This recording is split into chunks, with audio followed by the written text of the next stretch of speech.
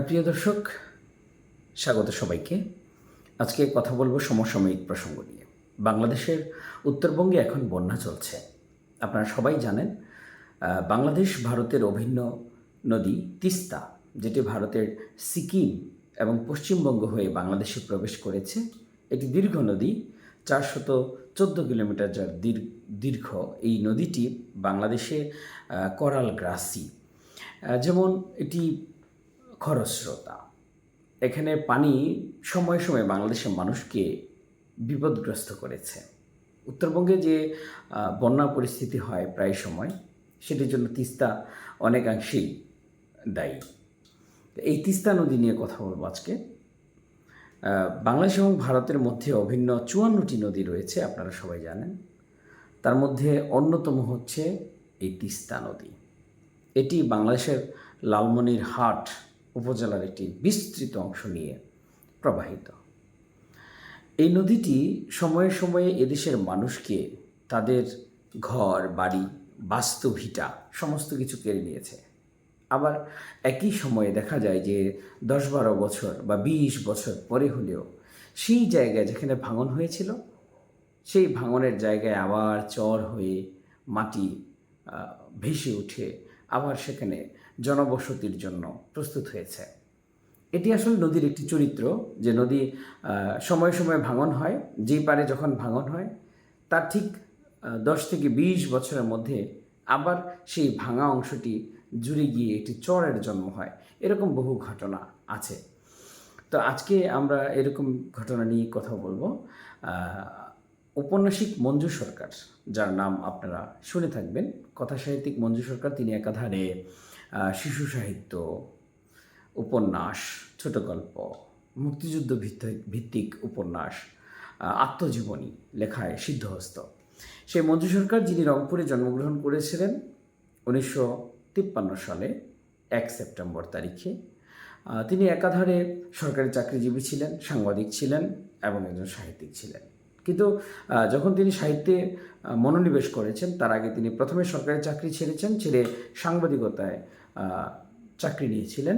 তিনি বাংলাদেশের দুটি জনপ্রিয় পত্রিকা, দৈনিক আমার দেশ এবং দৈনিক ইত্তেফাক, দুইটি পত্রিকায় 5 বছর করে 10 বছর দীর্ঘ সময় কর্মরত ছিলেন। তারপর তিনি পুরোপুরিভাবে সাহিত্যে মনোনিবেশ করেছেন। তিনি অনেকগুলো পুরস্কার লাভ করেছেন।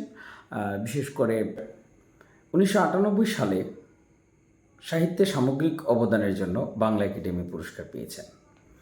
এছাড়া তিনি ফিলিপস সাহিত্য পুরস্কার, আলাওল সাহিত্য পুরস্কার এবং অগ্রণী ব্যাংক শিশু একাডেমি সাহিত্য পুরস্কার পেয়েছেন।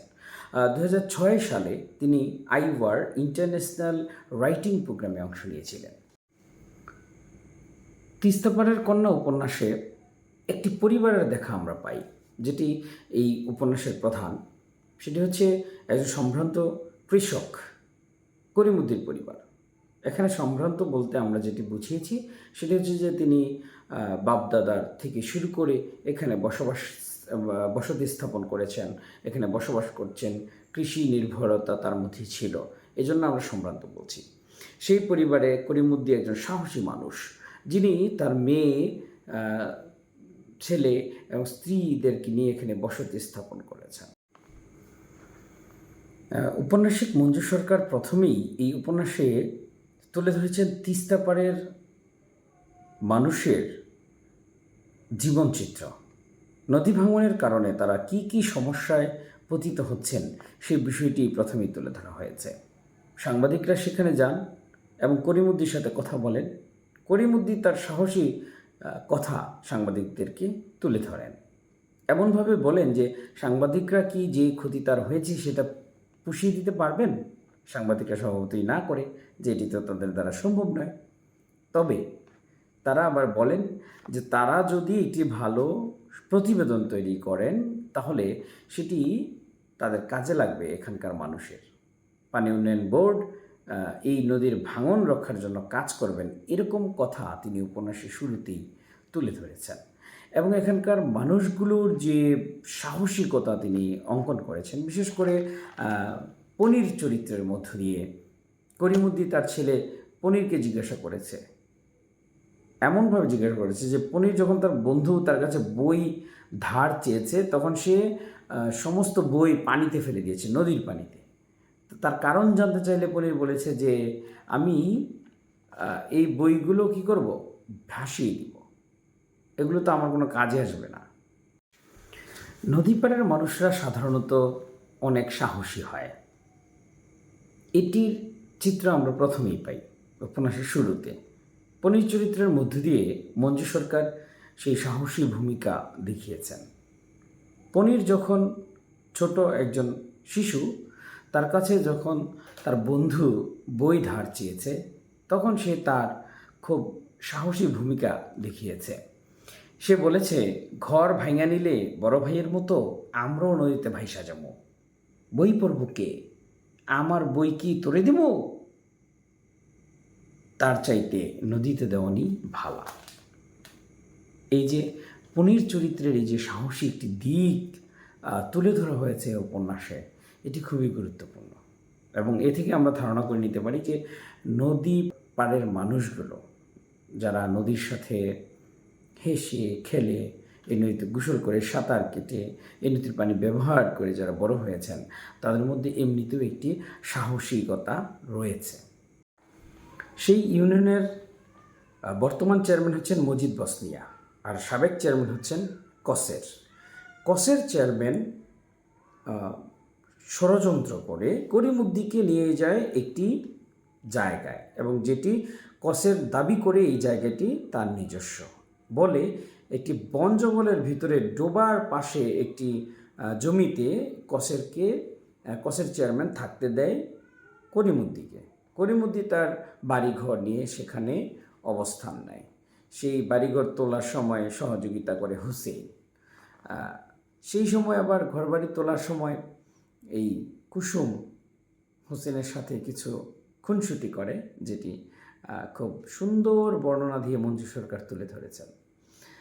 তো যাই হোক, তারপর এই বাড়িঘর করার পরে প্রথমে তো করিমুদ্দি কিছুই বুঝতে পারে না সে যে ষড়যন্ত্রের শিকার হয়েছে। পরবর্তীতে দেখা যায় যে মজিদ বসনিয়া তার লোকজন নিয়ে এই বাড়িতে এসে করিমুদ্দিকে হুমকি ধুমকি দিয়ে যায় যে তুমি আমার জায়গায় কেন বসতি করেছ। এই যে দুই চেয়ারম্যান ইচ্ছাকৃতভাবে করিমুদ্দিকে বিপদের মধ্যে ফেলেছে, তার পরিবারটিকে ঝুঁকির মধ্যে ফেলে দিয়েছে। সে যেখানে ছিল গতানুগতিক জায়গায়, সেখান থেকে বাঁচার জন্য আকুতি নিয়ে তার পরিবারকে নিয়ে সে এখানে অবস্থান নিয়েছে। এখন সে আরেকটি নতুন বিপদের মধ্যে পড়ে যায়। এই যে একটি গ্রামীণ ষড়যন্ত্র, এটি উপন্যাসটির মূল প্লট হিসেবে এখানে আমরা দেখতে পাই। তো তারপর দুই চেয়ারম্যানের বিরোধিতাকে মিট করার জন্য করিমুদ্দি চেষ্টা করে দুজনের সাথে সমঝোতা করার জন্য, এবং একটি সময় করিমুদ্দি বুঝতে পারে যে আসলে এই বাড়িতে বা এই জায়গায় বাড়ি করার পর সে যে ভুল করেছে, তার যে এটি উচিত হয়নি, তার পুরনো জায়গায় থাকাই তার প্রয়োজন ছিল। এবং মভু কিন্তু তাকে বেয়াই হিসেবে আমন্ত্রণ জানিয়েছিল তার জায়গায় ঘর তোলার জন্য, কিন্তু সে তার নিজের ব্যক্তিত্বকে বিসর্জন দেয়নি। করিমুদ্দি ব্যক্তিত্ব বিসর্জন না দেওয়ার ফলে সে কসের চেয়ারম্যানের প্রস্তাবে রাজি হয়ে ষড়যন্ত্রের শিকার হয়ে গেছে। সে কিন্তু বুঝতেও পারেনি সে যে ষড়যন্ত্রের শিকার হয়ে গেছে। এই যে গ্রাম্য পলিটিক্সের শিকার হচ্ছে সাধারণ মানুষ, যেগুলো সে বুঝতেই পারে না আসলে যে সে ষড়যন্ত্রের শিকার। এইরকম পরিস্থিতি কিন্তু বাংলার যে ৬৪,০০০ গ্রাম বাংলা রয়েছে সেখানেও আমরা দেখতে পাই। এই উপন্যাসিক মঞ্জু সরকার একদম চমৎকার করে মানুষের এই সমস্যাগুলোকে তুলে ধরেছেন খুব নিখুঁতভাবে। তারপর আমরা দেখি যে কসের চেয়ারম্যান সম্পর্কে মামা হলেও প্রায়ই সময়ে অসময়ে এই করিমুদ্দির বাড়িতে চলে আসে। করিমুদ্দির অনুপস্থিতিতে সে তার ঘরে গিয়ে, বসত ঘরে গিয়ে শুয়ে থাকে। এই যে একটি প্রবণতা, এবং এটিতে বাধা দেয় করিমুদ্দির স্ত্রী পেয়ারিকে সে কুপ্রস্তাব দেয় কসের চেয়ারম্যান, কিন্তু এই কুপ্রস্তাবে করিমুদ্দির স্ত্রী পেয়ারি রাজি হয় না। ফলে দ্বন্দ্ব আরও চরমে ওঠে। একটি পর্যায়ে কসের চেয়ারম্যান করিমুদ্দির অনুপস্থিতিতে এই বাড়িতে হাজির হয়ে যায়। তখন একটি দারুণ সংঘাত রূপ নেয়। পেয়ারি তার সম্ভ্রম রক্ষা করার চেষ্টা করে। সে দরজা খুলে দিয়ে, পেছনের দরজা দিয়ে তার ৩ সন্তানকে পালিয়ে যাওয়ার জন্য বলে, কুসুমের সাথে কোহিনূর এবং পনির পালিয়ে যায়। আর এই পেয়ারি আত্মাহুতি দানের মধ্য দিয়ে এই উপন্যাসটির করুণ কাহিনী সমাপ্তি হয়। আমরা জানতেও পারি না হুসেন কি কুসুমকে নিয়ে নতুন ঘর বাঁধে কি বাঁধে না, কিন্তু আমরা এটা বুঝতে পারি যে এই তিস্তার করাল গ্রাসে মানুষকে কতটা অসহায় করে তোলে, এবং যাদের শরণাপন্ন তারা হয় তারাও তাদের সাথে কীভাবে ষড়যন্ত্র করে, গ্রাম্য রাজনীতির শিকার হয়ে যায় অশিক্ষিত ছোট একটি পরিবার, কৃষক পরিবার। এগুলো এই উপন্যাসে মঞ্জু সরকার খুব নিখুঁতভাবে তুলে ধরেছেন। তো আজকে এই পর্যন্তই। প্রিয় দর্শক, আপনাদের সবার সুস্বাস্থ্য ও দীর্ঘায়ু কামনা করছি। ভালো থাকুন।